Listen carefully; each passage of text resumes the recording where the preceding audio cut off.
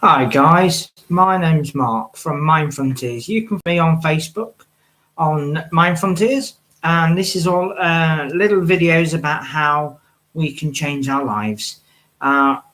People say things and we have problems, and people get stressed, people get depressed.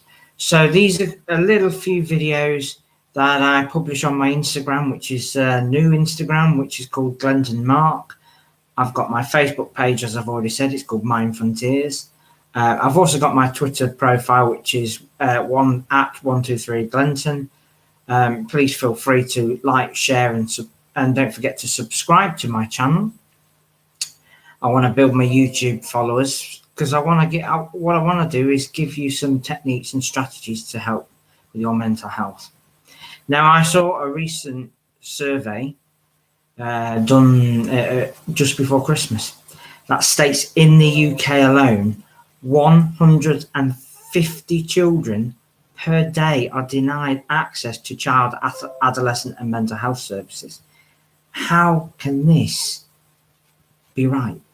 How can people be left without the help that they need? Now, what I want to talk to you about is to do with that.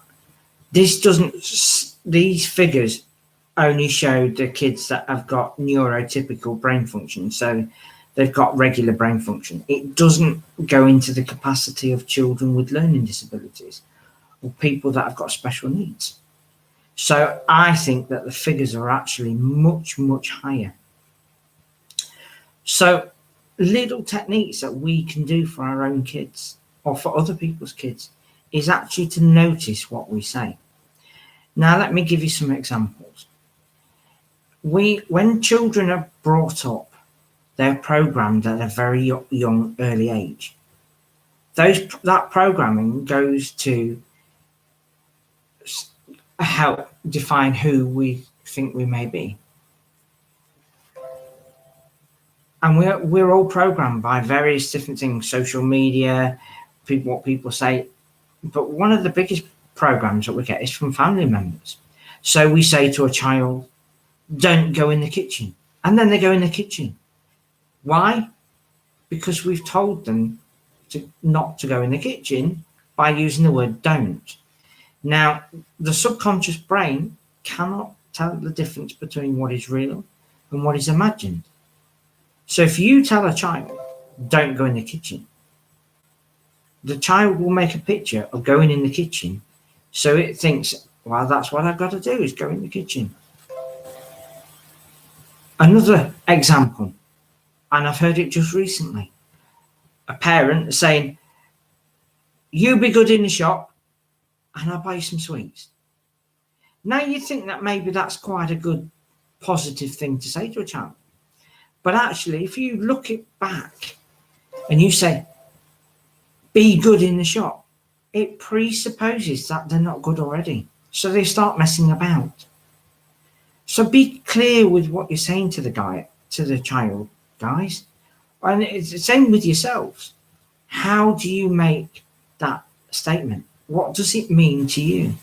So if I said, don't go in the kitchen, and you go in the kitchen, then you're telling that person to go in the kitchen.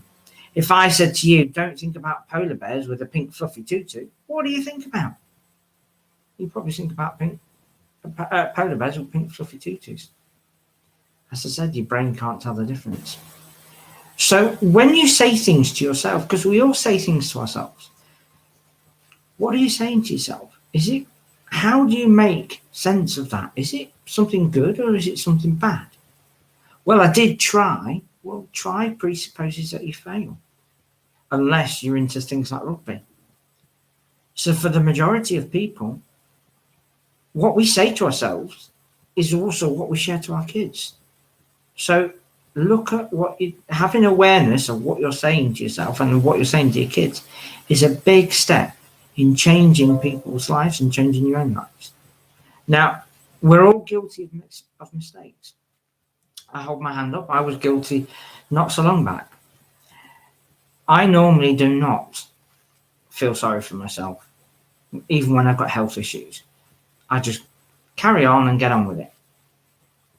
But over the last couple of months, I've had quite a lot of health issues, and they've been wearing me down, even though I've still been getting on with it. And at one point, I said to my autistic son, "Oh, I've had enough. Just finish me off and be the next serial killer." Now, I did not realise what I said at the time. Now, autistic people tend to take things very, very literally. So my son had cereal for breakfast. Consequently, he was ever so upset. He was crying, and I had to work out why he was upset. And when I realised, I tried to dig myself out of the hole. So there's that word try. And the more I tried, the bigger the hole got. And the more upset he got. So what did I do about it? Well, I took responsibility and some accountability for my own actions. And I said, "I'm sorry, I shouldn't have said that. That was not a good thing to say." And I took responsibility. I said, "Daddy was just feeling very sorry for himself. And while he's feeling very sorry for himself, he says silly things." And we talked it through, and it was fine. So we all make mistakes, but we've got to learn from our mistakes and learn from what we're saying to each other. And when we learn from what we're saying to each other and what we're saying to ourselves, we can have different feelings and different lives.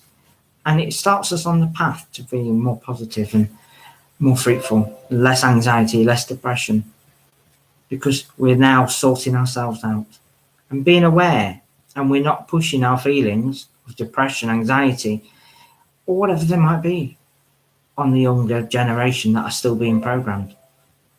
So this was just a quick video, guys. I want to boost my YouTube channel, so please hit the notification, subscribe, and the like on my YouTube, and please share it. Also, if you want to follow me on Instagram, I am new to Instagram, so that's Glenton Mark. My Facebook page is Mind Frontiers. I post a lot of things on there about autism and different strategies that people post onto my page for positive things, positive techniques, positive strategies. So please like that. And please follow me on Twitter at Glenton123. And I will be doing some, in the future, some online workshops for anxiety, depression, stress, confidence, all those manner of things. And I will also be building